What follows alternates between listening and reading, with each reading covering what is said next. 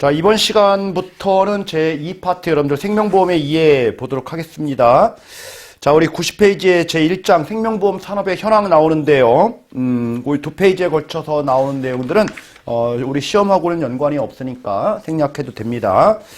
자, 다음 우리 제 2장 생명보험 상품 및 보험 약관 보도록 하죠. 자, 처음에 우리 생명보험에 우리가 운영 원리라고 돼서 첫 번째 이제 대수의 법칙이라는 게 나오죠, 여러분들. 대수의 법칙은 얘기들은 많이 들었죠, 여러분들. 보험의 이제 운영의 가장 기본이 되는 원리가 대수의 법칙인 거고, 여러 번, 한두 번 가지고는 확률을 알 수가 없으니까 여러 번을 던져야지만이 확률이 이제 그려지더라라는 거예요. 이처럼 보험도 여러분들, 개개인 입장에서 봤을 경우에는 보험사고 발생 확률을 예측하기 힘들겠지만은 여러 다수가 모이게 되면은 확률을 알 수가 있고, 확률을 알아야지만이 어느 정도 사망을 했을 때 우리가 보험금을 줘야 된다, 뭐 이런 것들이 이제 그려지겠죠. 이게 바로 이제 대수의 법칙이다라는 거예요. 대수의 법칙은 말 그대로 뭐예요? 보험 가입자 수가 많아야지 된다라는 원칙이다라고 보시면 되겠죠. 자, 다음으로 수지 상등의 원칙은 여러분들 보험료 결정의 원칙인 거죠. 보험료를 우리가 받을 때 너무 많은 보험료를 받으면 안 된다라는 거죠. 지급할 보험금 합계액과 회사에서 쓰는 사업비, 경비 등을 맞춰서 균형 있게 보험료가 책정돼야 된다라는 건데, 이것도 마찬가지로 여러분들 보험 가입자 수가 많아야지만이 균형이라는 그런 부분들을 찾을 수가 있는 거예요. 만약에 한 명밖에 보험 가입자가 없었다라고 하면 언제 죽을지 모르니까 보험료 30만 원씩 받아서 1년 만에 죽었다 라고 해서 1억 원 나가면은 수지가 맞지가 않죠. 그래서 가입자 전체 많은 대상자를 했을 경우에 적용되는 원칙이다라는 겁니다.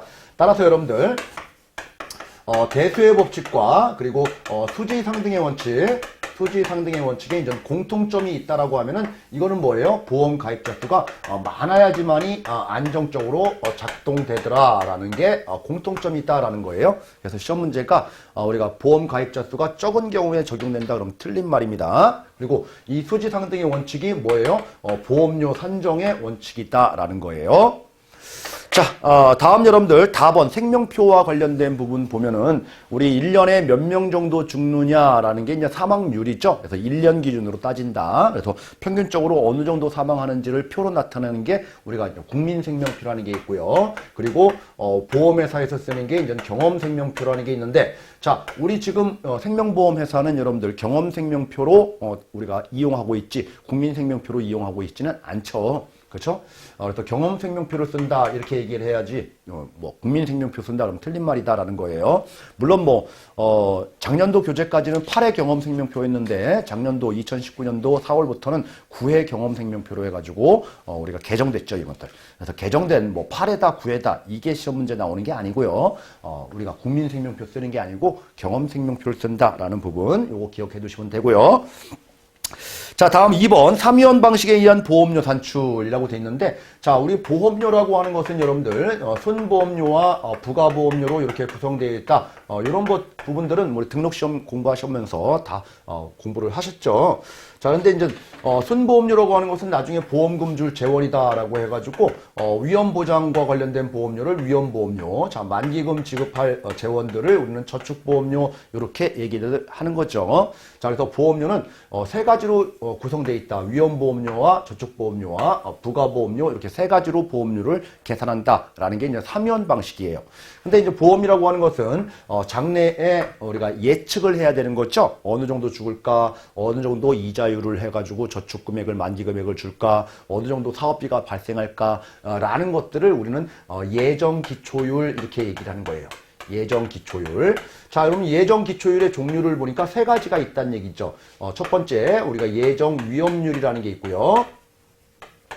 두 번째, 저축보험료와 관련된 부분들에서는 예정이자율, 예정이율이 있겠죠. 그리고 사업비와 관련된 부분에 대해서는 예정사업비율 이렇게 있다는 얘기죠. 사업비율. 자, 그러면은 예를 들어서 볼게요, 여러분들. 자, 예정 위험률이다. 위험이란 얘기는 여러분들 두 가지가 있어요. 사망 위험과 사망 위험의 이제 반대는 이제 생존 위험 이렇게 되는 거죠. 만약에 사망 위험률이 높아진다라고 하면은 여러분들 보험료가 올라가겠죠. 맞아요. 어떤 보험료가 올라가요? 사망보험의 사망보험료가 올라가는 거지. 많이 죽으면 생존을 안 한다는 얘기잖아요. 그러면 생존보험료는 떨어져요. 반대로 움직인다는 얘기죠. 만약에 예정 사망률이 낮아진다라고 하면 사망보험료가 낮아지는 거지 생존 위험률은 더 올라가는 거죠. 장수한다는 얘기니까. 그러니까 생존보험의 보험료는 올라가게 돼 있다라는 거죠. 그래서 반대로 움직인다. 자, 예정 이율과 관련된 부분 볼게요. 자, 예정 이율이 올라간다라고 하면 여러분들 수익을 많이 낸다라는 거예요. 그러니까 보험료를 적게 받아도 만기금을 맞춰줄 수가 있겠죠. 그러면은 보험료가 떨어지더라라는 거고요. 자, 예정 사업비, 자, 경비율이 올라가게 되면은 보험료 많이 받아야 되겠죠. 이런 거예요. 그래서 예정 기초율의 변화에 따라서 보험료가 어떻게 바뀌고 있는지, 자, 이런 부분들도 시험 문제 출제를 하고 있으니까 여러분들 관련된 것들을 연관해가지고 기억을 해두셔야 돼요. 이렇게 어려운 내용은 아닙니다. 이걸 암기하는 게 아니고 이해하셔야 되는 거죠. 자, 다음으로 여러분들 이렇게 이제 계산하는 방식 세 가지 요소로 우리가 보험료를 책정하는 방식이 3연 방식 또는 3요소 방식 이렇게 얘기하는데, 자, 우리나라는 여러분들 2013년도 4월 이후부터는 우리 장기보험 3년이 넘는 보험들에 대해서는 우리가 이렇게 3연 방식뿐만 아니라 자, 회사별로 판매를 많이 하면은 판매량이 많다라는 것은 우리가 대량 판매를 하기 때문에 각종 비용들을 절약할 수도 있는 부분이 되는 거고요. 유지율이 좋다 또는 유지율의 이제 반대말은 이제 해지율이 낮다, 높다 뭐 이런 거에 따라서 회사마다 다 천차만별 다르겠죠. 그거 이외에도 회사가 추구하는 여러 가지 이익이라든지 이런 부분들까지도 다 고려하면은 자, 회사별 사정들을 고려해가지고 요 세 가지 요소 이외에 각종 보험료에 영향을 미치는 모든 요인들, 즉 뭐예요? 캐시플로우, 현금 흐름 요인들을 모두 고려해서 보험료를 책정해라 라는 게 현금 흐름 방식이다 라는 거예요. 현금 흐름 방식. 지금은 여러분들 생명보험은 현금 흐름 방식으로 쓰도록 되어 있는 거죠. 자, 그러다 보니까 이 현금 흐름 방식은 여러분들 예전에 썼던 3연 방식에 비해서 회사별로 다 다른 보험료가 책정이 되는 거예요. 회사마다 사정이 다 다르니까. 그러니까 회사별로 최적화된 보험료가 결정되는 방식이다라는 게 바로 현금 흐름 방식이다라는 겁니다. 이해하셨죠? 근데 과거의 방식은 획일적인 방식이었죠. 그래서 과거 3연 방식은 보수적인 방식이다 이렇게 얘기해요. 보수적 기초율을 가정한다.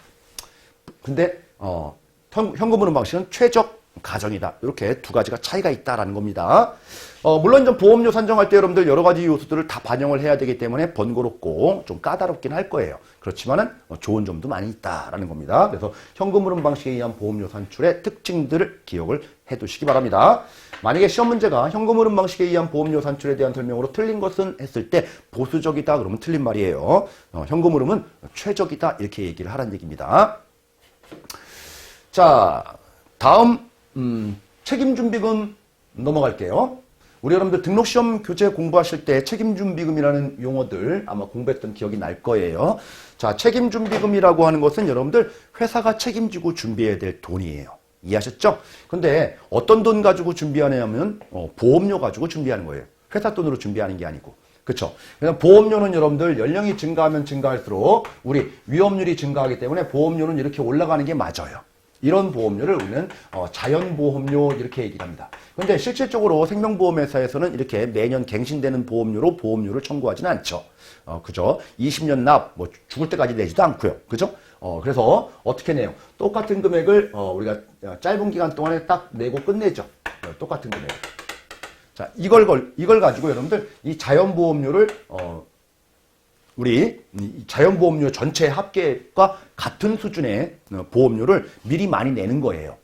똑같은 금액으로. 이런 보험료를 자연보험료하고를 평준화했다라고 해서 이 평준보험료 이렇게 얘기해요. 평준보험료. 그래서 매달 똑같은 보험료를 내는 거지 갱신되는 보험료를 내지는 않는다라는 겁니다. 자, 그래서 보험에서는 여러분들 평준보험료로 보험료를 책정을 하는 거예요. 그러니까 초기에 여러분들 보험료를 원래는 이렇게 자연보험료만큼은 이것들은 이제 소멸되는 거예요.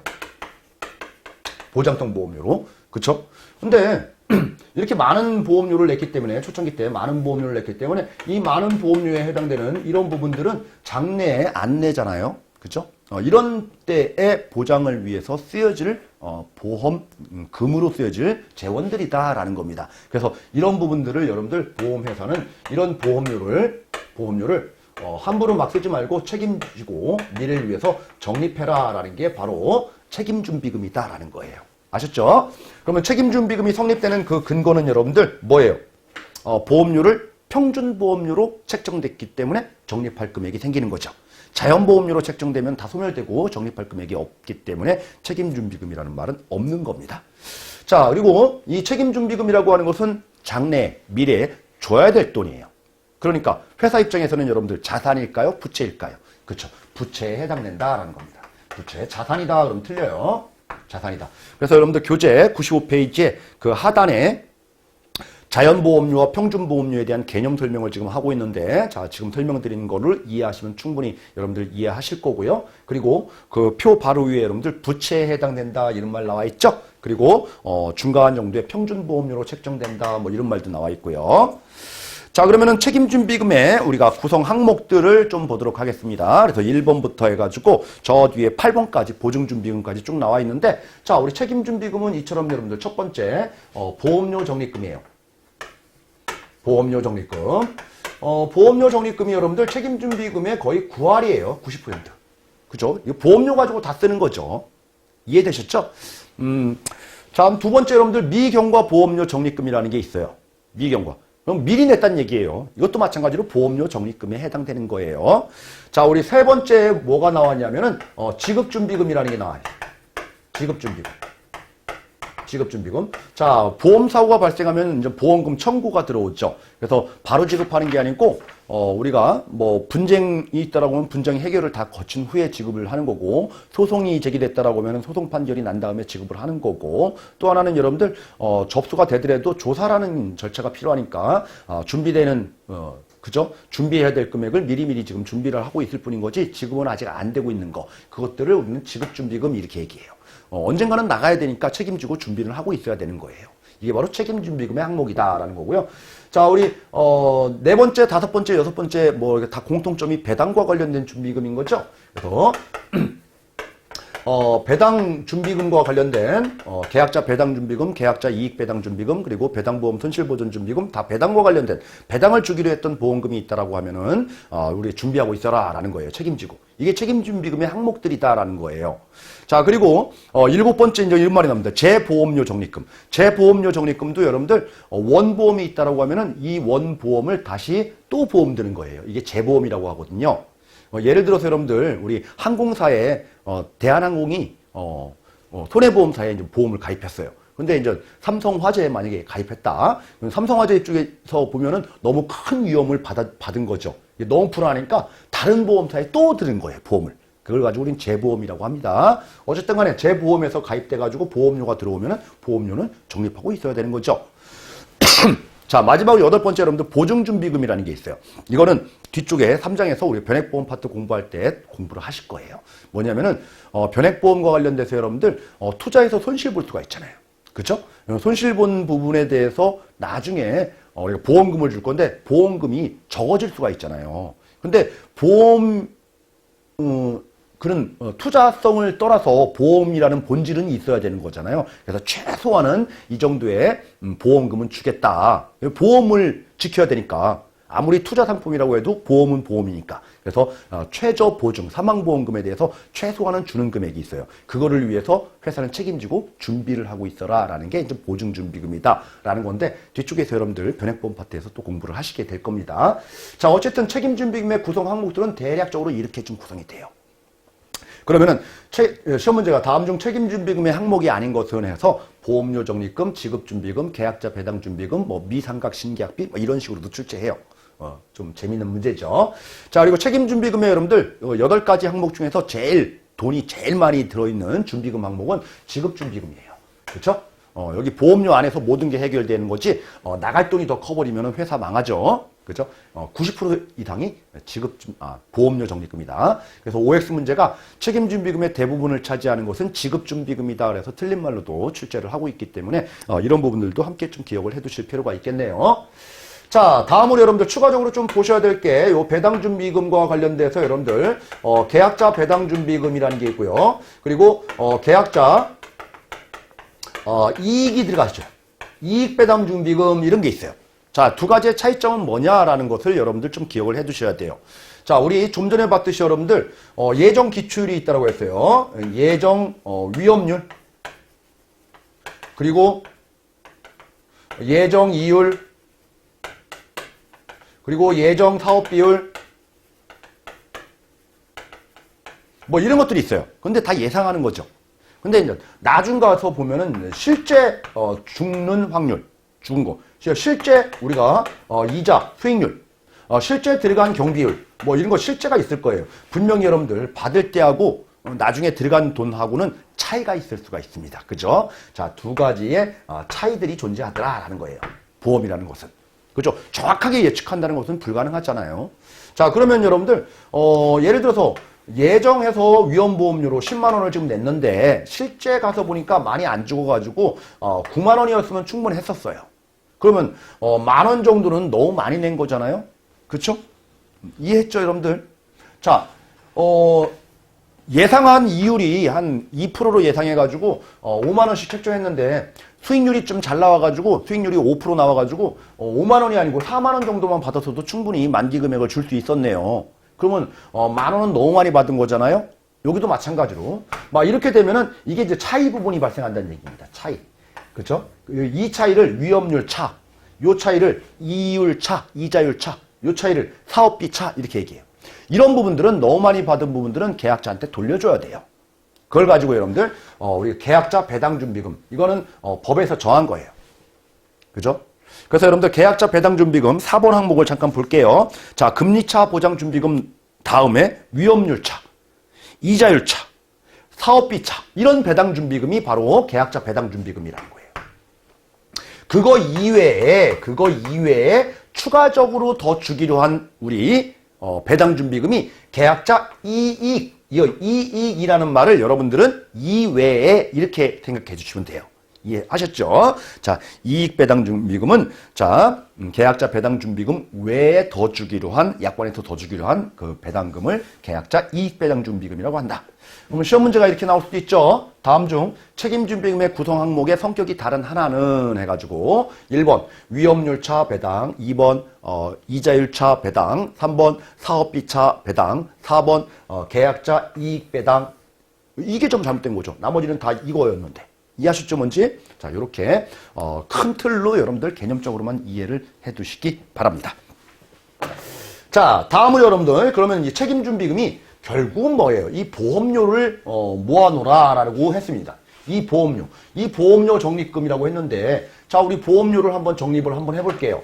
그러면 보험료를 적립하는데, 보험료는 우리 단순하게 3연 방식에 따라서 보면은 여러분들, 자, 순보험료하고 부가보험료, 사업비라는 부분으로 나뉘는데, 예를 들어서 보험료를 100만 원을 냈다. 그러면 순보험료가 90만 원이고 사업비가 10만 원이다 라고 하면은 장래를 위해서 보험금 줄 재원으로 써야 될 것들을 적립하라라고 했습니다. 즉 사업비까지 적립할 필요는 없는 거죠. 그러면은 이 순보험료를 적립하라 라는 게 바로 책임준비금이다 라는 거예요. 그게 바로 첫 번째 순보험료 적립 방식 이렇게 얘기합니다. 순보험료 적립 방식. 자, 그런데 여기서 이제 문제점이 있습니다. 문제점은 뭐예요? 지금 100만 원짜리 계약을 체결했는데 우리 사업비 10만 원밖에 사용을 못 해요. 그죠? 90만 원은 적립하다 보니까. 즉, 계약 초기에 여러분들 우리 수당이라든지 여러 가지 사업비들이 엄청나게 많이 발생해요. 자, 이런데도 불구하고 90만 원은 적립하고 10만 원 가지고 써라라고 하니까 너무 안타까운 거죠. 그래서 이 방식의 특징은 여러분들 초기 사업비 등을 고려한다, 고려하지 않는다, 고려하지 않고 순보험료만 챙기겠다라는 방식이다. 그래서 첫 번째 줄에 순보험료식은 사업비에 관한 것을 일체 고려하지 않고 적립하는 방식이다. 이렇게 얘기를 하는 거예요.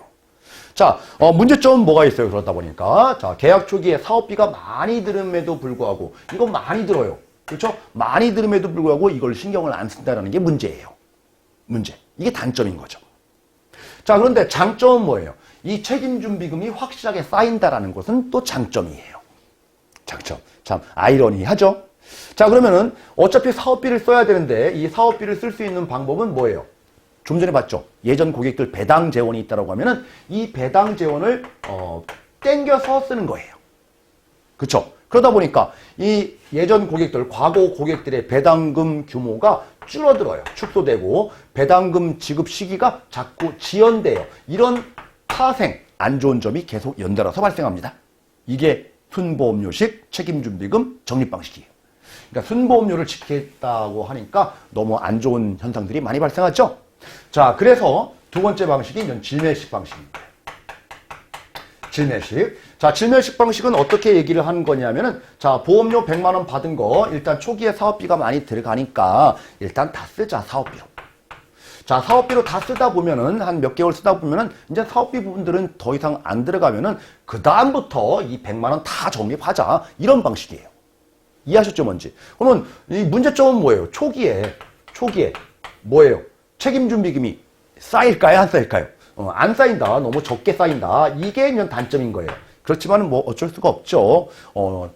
양날의 검이죠. 이쪽은 이쪽대로, 이쪽은 이쪽대로 장단점은 있는 거예요. 그래서 이 두 가지 방식이 여러분들 적립 방식이 있다라는 거, 두 가지 방식에 아주 극단적인 차이점들이 있다라는 거 여러분들 기억을 해두시기 바랍니다. 그래서 시험 문제 자주 나오는 거니까. 그래서 책임준비금 적립 방식 중에서 초기에 책임준비금이 두텁게 적립되는 방식은 순보험료 방식, 그죠? 계약 초기에 책임준비금 적립에 대한 부담이 없는 방식은 질매식. 우리가 희망하는 거는 어떤 거예요? 질멜이 좀 프리하죠? 프리스타일. 질멜이 참 좋아요. 질멜이 여러분들 사람 이름이에요. 질멜이는 학자가 주장했다라고 해서 질멜 이렇게 얘기합니다. 뭐 강의 중에는 여담으로 이렇게 얘기합니다. 질멜 뭐 어려운 용어가 나왔으니까 뭐 처음부터 질펀하게 먹고 보자라는 게 질멜이다. 뭐 이렇게도 얘기합니다. 자, 다음 여러분들 나번 생명보험 상품의 구조와 분류해가지고 주계약, 특약 뭐 이런 것들은 넘어가도록 하죠. 자, 우리 상품에 분류해가지고 사고를 기준으로 생명보험 사건 사고가 살았다 죽었다 이거잖아요. 그래서 생존보험 그리고 사망보험. 우리 생존보험의 대표적인 게 연금하고 교육보험 이런 거죠. 그래서 생존보험의 대표적인 거 연금, 교육보험 이것도 이제 체크 정도는 해두세요. 우리 시험에서도 가끔 나와요 이렇게. 자, 다음 여러분들 나번에 보험 가입의 주 목적에 따른 분류. 왜 가입하느냐라는 거죠. 그래서 이제 보장성 보험과 저축성 보험으로 구분한다. 자, 저축성 보험이라고 하는 것은 여러분들 보험료를 냈어요. 뭐 예를 들어서 1,000만 원을 냈다. 그러면 나중에 이제 타는 거죠. 이제 보험금을 수령합니다. 보험금이 여러분들 1,000만 원보다 적으면은 이건 저축이 아니죠. 그래서 나중에 타는 보험금 합계액이 무조건 초과해야 돼요. 이게 바로 저축이에요. 자, 그거 이외에 이 저축성이 아닌 거가 바로 이제 보장성 보험인 거예요. 그죠? 이제 소멸된다는 얘기죠. 그래서 여러분들 같은 것까지는 보장성이에요. 그래서 홈쇼핑 같은 거데 그냥 가만히 보면 여러분들 암보험 같은 경우 만기에 100% 환급형 암보험 뭐 이런 것들도 나오죠. 100%까지는 괜찮아요. 보장성으로 인정합니다. 근데 101% 넘어가는 순간부터 저축성으로 바뀌는 거예요. 그래서 암보험에 101% 넘어가는 건 없습니다. 자, 그래서 보장성 보험에 대한 정의를 한번 구두로 한번 해볼게요. 만기 생존 시에 지급받게 되는 보험금 합계액이 이미 납입한 보험료를 초과하지 아니하는 보험이 바로 보장성 보험이다라는 겁니다. 자, 이렇게 정의가 내려지더라. 자, 다음 4번 생명보험 약관 보도록 하겠습니다. 자, 생명보험 계약의 의의. 생명보험은 사람의 생사를 다루는 거고 손해보험은 재산상의 손해를 다루는 거죠. 그래서 생명보험 계약과 손해보험 계약을 비교한 표가 나와 있는데 뭐 생명보험 계약은 정액보상이고 손해보험 계약은 실손보상이고 생명은 장기 상품인 거고 손해보험은 단기 상품인 거고 뭐 이런 표들은 여러분들 기본적으로 여러분들 모집인 등록 자격시험들을 다 치렀기 때문에 기본적으로 다 알고 있을 거예요. 그래서 시험 문제도 우리도 가끔 나오지만 다 맞추는 문제로 이렇게 넘기셔도 돼요.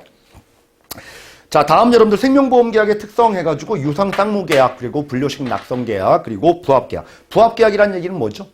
약관에 맞아 떨어져야지 가입하는 거지 약관에 안 맞아 떨어지면 가입 안 된다. 그죠? 그리고 나만의 약관을 만들어 달라 이건 안 된다. 이게 바로 부합 계약인 거죠. 다음 사행계약은 우연성, 그죠? 우연한 사고를 보장하는 게 바로 보험계약이다. 자, 선의계약, 뭐 이런 것들이 나와 있고요. 자, 3번 생명보험 약관의 주요 내용 해가지고 용어 정의는 넘어가도록 하겠습니다. 자, 우리 나번 보겠습니다. 계약 전 알릴 의무. 자, 고지 의무라는 게 있죠. 그래서 여러분들 우리 계약자 또는 피보험자, 대상자가 계약자만 있는 게 아니고 피보험자의 상태를 알려야 되니까 계약자와 피보험자가 여러분들 고의 또는 중대한 과실이에요. 중대한 과실로 계약 전 고지 의무 사실을 알리지 않았을 경우에는 보험회사는 여러분들 보험계약을 해지 또는 보장을 제한할 수 있어요. 이게 바로 고지의무 위반에 따른 효과예요. 그래서 시험 문제가 이 빈칸 채우기 문제, 중대한 과실 빈칸, 그리고 해지 빈칸, 뭐 이런 식으로 이제 시험 문제도 몇 번 출제했으니까 여러분들 요 기본적인 개념은 알고 가자고요. 자, 그런데 이 해지를 무조건 하느냐, 해지를 못하는 경우가 있어요. 못하는 경우는 뭐냐면은 첫 번째, 이미 알고선 승낙했는데 다음에 또 해지한다? 이건 안 된다. 이미 알았다라고 하면. 그리고 그 이후에 알았다라고 하면은 한 달 내에는 해지하라. 한 달 지나면은 해지 못한다. 그리고 보장, 그러니까 보험금 지급 사유가 발생하지 않고 2년이 지나면은 해지 못한다.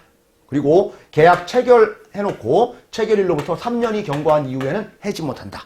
이런 게 이제 해지 불가 사유죠. 그 이후에는 해지 불가다라는 거. 그래서 여러분들 우리 등록시험 교재에도 나오는 것들, 그래서 1개월, 2년, 3년 뭐 이런 것들 우리 기억해서 이제 준비를 하시면 돼요.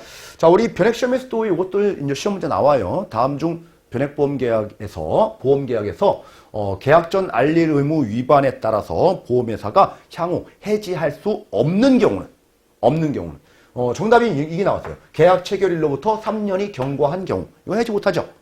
이런 것들이 정답인 적도 있었어요. 그리고 이제 빈칸 채우기 문제, 안날로부터 빈칸, 체결일로부터 빈칸, 빈칸에 들어갈 내용을 순서대로 바르게 나열한 것은, 그죠? 이런 것들이 이제 시험 문제니까 1개월, 2년, 3년 요거는 좀 기억을 해두시기 바랍니다. 자, 다음 여러분들 답은 생명보험계약의 성립 보도록 하겠습니다. 성립. 자, 생명보험계약의 성립은 여러분들 보험계약자가 청약이라는 것을 하죠. 거기에 이제 보험회사가 승낙이라는 의사결정을 하게 되면 보험계약은 성립합니다. 그래서 여러분들 생명보험계약이 낙성계약이라고 하는 이유가 바로 여기에 있는 거예요. 의사가 합치되면 성립한다. 낙성. 낙이 떨어져야지 성립한다. 이거예요. 자, 그런데 이거랑 좀 비교를 해 두실 부분들은 뭐냐면은 이제 보장개시일이에요. 책임개시. 자, 보장개시는 언제 되느냐라는 거죠. 보장개시는 여러분들 1회보험료 납부한테부터, 그죠? 이때부터 이제 보장이 개시된다 이거예요. 그래서 유상 쌍무계약이기 때문에 보험료를 내야 될 의무를 이행하게 되면은 보험금 받을 권리가 생기는 거예요. 그래서 두 가지는 좀 구분해서 정확하게 기억을 하자고요. 다음 여러분들 우리 청약철회제도와 관련된 부분인데요. 자, 승낙이 떨어지게 되면은 보험회사는 증권이 발행되고요. 증권을 교부합니다. 그래서 증권 수령을 하게 되면은 증권 수령일로부터 15일 이내에 청약철회를 할 수 있는 게 이제 원칙이죠. 원칙. 자, 그렇지만은 무한정 기한을 두는 게 아니고요. 한도가 있어요. 한도는 여러분들 청약일로부터 30일 한도로 합니다. 한도로. 그래서 청약일로부터 이게 예를 들어서 이렇게 계산한 날짜가 8월 4일이다. 근데 이렇게 계산한 날짜가 7월 31일이다. 그러면은 이 원칙대로 가는 게 아니고 이 한도까지만 청약 처리가 되는 거예요. 그래서 청약 처리는 여러분들 그 한도 내에서만 이루어진다라는 거. 그리고 여러분들 증권 수령 이후부터 청약을 하는 게 아니고 청약 처리를 하는 게 아니고 이 청약한 때부터 청약 처리는 가능한 거예요. 기간 내에는. 자, 다음으로 청약철회와 관련된 부분에서 여러분들 못하는 계약이 있죠. 청약철회 불가계약. 어떤 거죠? 진단계약, 그리고 전문보험계약자가 체결한 계약, 그리고 1년 미만의 단기계약.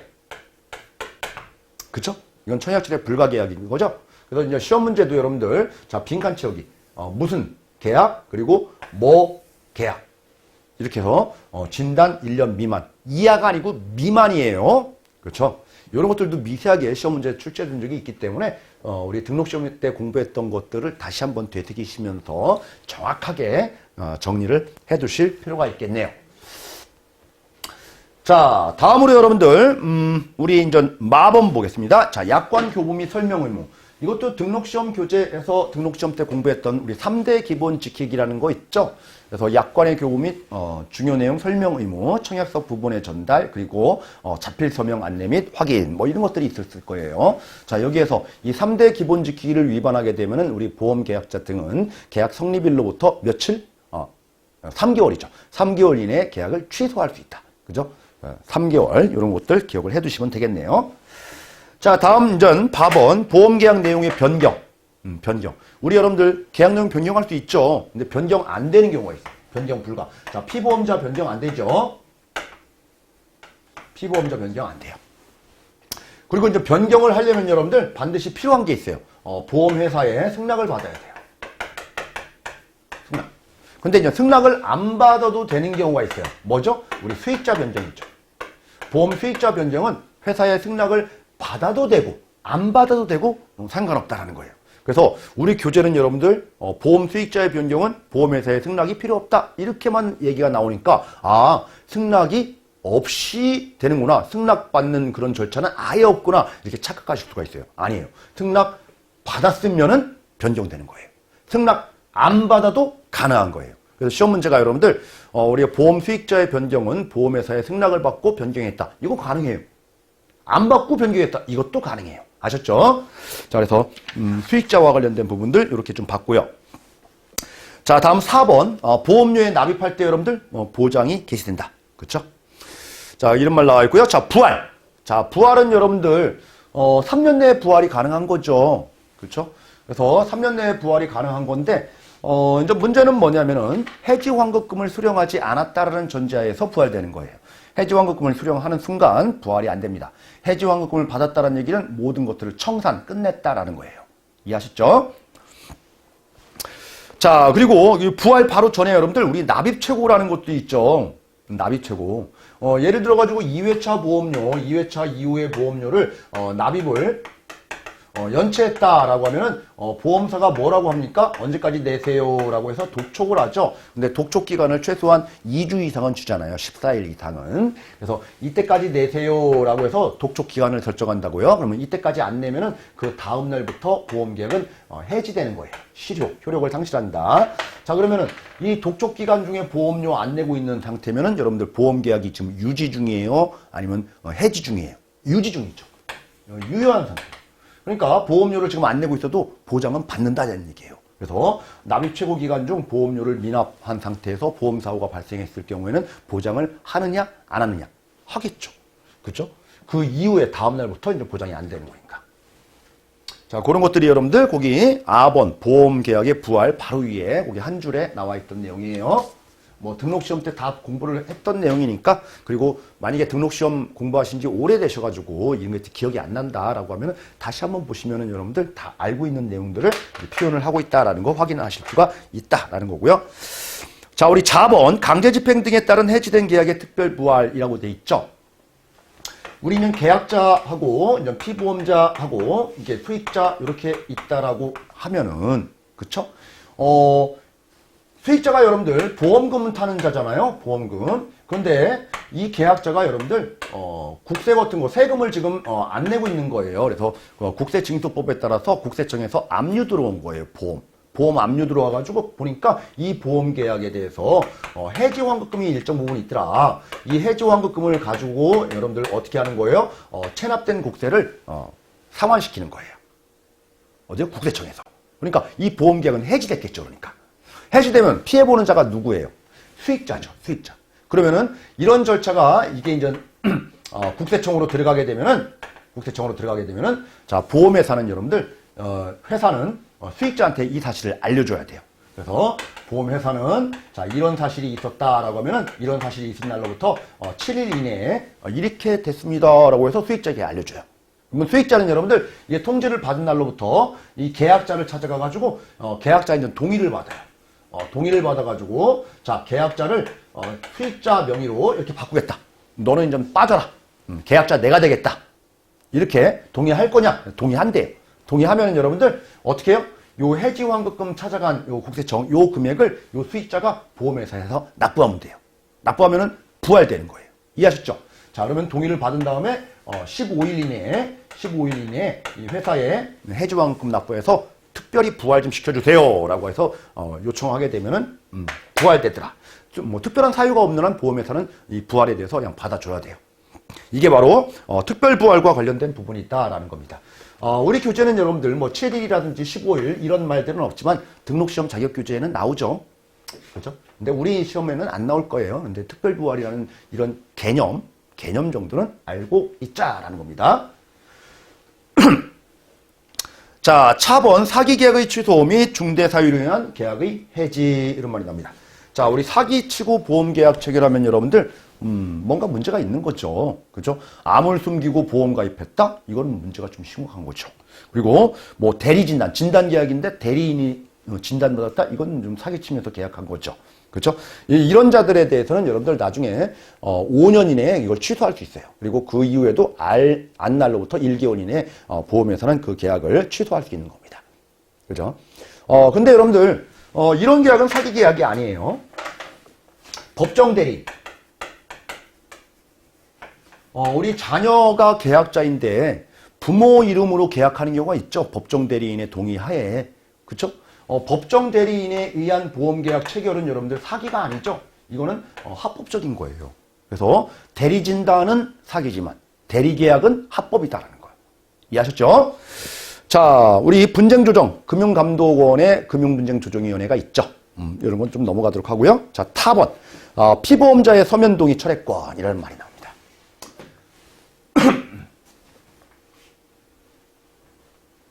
자, 우리 여러분들 계약자, 피보험자, 그리고 수익자. 자, 계약자하고 수익자하고 이 다른 보험, 사망 보장하는 보험에서 이런 보험들을 뭐라고 얘기하냐면은 타인의 보험 이렇게 얘기해요. 타인의 보험. 타인의 보험. 뭐 메모 정도 해두시기 바랍니다, 여러분들. 타인의 보험. 시험 문제가 타인의 보험에 대한 설명으로 틀린 것은 이렇게 시험 문제가 나오니까요, 우리는. 자, 타인의 보험에서 여러분들 어쨌든 간에 모든 보험은 이 계약자는 보험료 납입 의무가 있고요. 그리고 청약 철회 기간 중에는 청약 철회가 가능한 거고요. 그 이후에 언제든지 임의 해지할 수 있어요. 마음대로 해지할 수 있는 겁니다. 뭐 특별한 이유가 있어야지만 해지하는 게 아니에요. 왜요? 이게 지금 강제보험이 아니잖아요. 그죠? 민영보험이다 보니까 내 자율대로 하는 거예요. 자, 그리고 타인의 보험에서는 여러분들 이 피보험자의 반드시 서면 동의를 받아야 되는 거예요. 서면 동의. 서면 동의를 받지 않으면 이 계약은 무효가 되는 거죠. 자, 그러면은 서면 동의한 부분들에 대해서 향후 이건 불안해, 싫어, 나 이거 없애고 싶어, 못 없애게 하면은 그것도 또 사회 공산당이죠. 그래서 없앨 수 있도록 인정을 합니다. 이것도 임의로 이 서면 동의를 철회할 수 있어요. 가능합니다. 이거를 막지는 못해요. 아셨죠? 그러면 철회하게 되면은 계약자가 해지한 거랑 똑같은 효력이 발생해요. 이 계약은 해지되는 거예요. 똑같이 해지 처리합니다. 자, 이렇게 여러분들 서면 동의한 피보험자는 우리 서면 동의한 부분에 대해서 철회하지 못한다 그러면 틀려요. 그죠? 이런 부분들 좀 체크해 두시기 바랍니다. 자, 이제 마지막으로 파번 여러분들 보험회사가 제작한 보험 안내자료 효력. 자, 우리 약관하고 안내자료하고 잘못됐다, 해석에 분분하다, 뭐 이런 부분들이 발생하면은 무조건 고객에게 유리한 쪽으로 해석하도록 되어 있는 거죠. 이게 이제 해석의 원칙인 거죠. 그래서 이제 마지막 줄에 계약자에게 유리한 내용으로 계약이 성립된 것으로 본다. 뭐 이런 말이 나와 있네요. 자, 여기까지 여러분들 약관의 주요 내용과 관련된 부분 좀 알아봤는데 그렇게 어려운 내용들은 없었어요. 우리가 이제 변액보험 파트에서 특이하게 좀 봤던 부분들이 책임준비금, 이 적립 방식, 구체적인 내용들을 좀 등록시험 교재 말고도 보완해서 봤다. 이렇게 정리가 되고 나머지 부분들을 제가 이제 정리해 드렸던 중요 포인트들을 잘 체크하시면은 시험용으로는 뭐 충분히 대비가 될 걸로 보입니다. 자, 잠깐 쉬었다가 다음 시간에 여러분들 생명보험과 세금 파트는 다음 시간에 알아보도록 하겠습니다. 잠깐 쉬겠습니다.